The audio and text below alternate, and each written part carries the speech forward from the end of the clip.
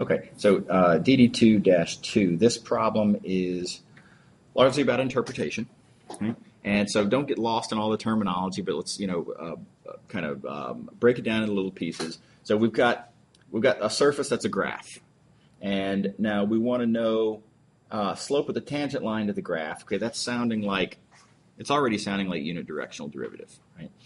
And so we're above the point 2, 1. Let's draw our picture. So z is a function of x and y.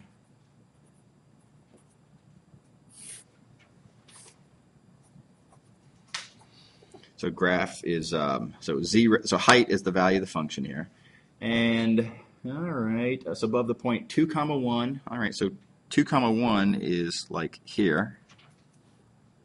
So when we say above that, what we mean is we're looking on the graph, above this point 2, 1. In other words, 2 is x and 1 is y. So in other words, corresponding to the input point 2, 1. And then there's some surface, up here. Okay, in the vertical plane that contains the line in the xy plane that passes through 2, 1. Okay, we better pass through that point if we want to know the slope above that point. It's got to contain that point.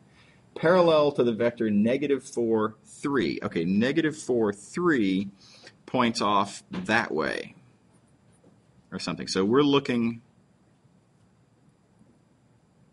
imagining sort of this dotted line like this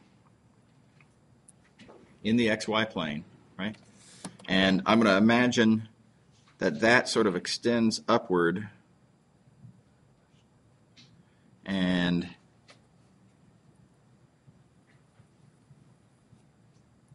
this picture didn't work out the way I really wanted it to. But so there's what the cross section looks like. So that's our line L, let's say, and there's the cross section, and I want to know the slope of that. So does this all make sense? So we want to know, let's see here, the slope of the tangent line to the graph above 2, 1 in the vertical plane. So we're looking at the cross section. This is our cross section. In this plane, it's a vertical plane that contains this line in the xy plane. Is all okay? So that's our picture. So we want to know now that we have the picture, we realize that we're asking for the slope of a tangent line to a cross it. We're actually asking for a unit directional derivative. So it's a unit directional derivative, and I just need to know. Well, I just need to find a unit vector u that points along that line. So pick any unit vector you want. Now I happen to know that direction vector that was given to me was -4, 3, and the unit vector that I'm looking for needs to be in that same direction. So I'm just going to take that -4, 3 and just divide it by its own length to turn it into a unit vector. Does that make sense? So that's going to be, the length is 5.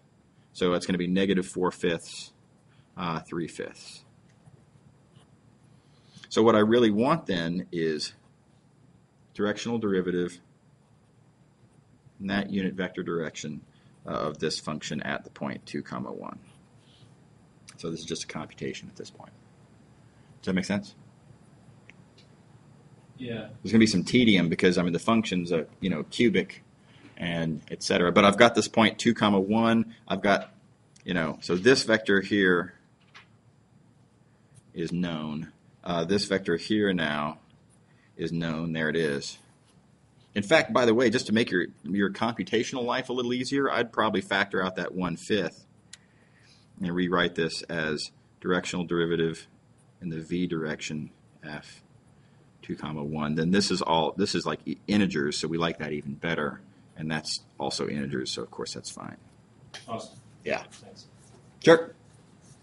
So I'll let you do the tedium, right? But you're comfortable with how to set this up now? Yeah. Okay. All right. Sounds good. Anybody else? Everybody happy with this one? Section 4. Okay, hang on a second. Let me just wrap this one up. No worries. Just a second.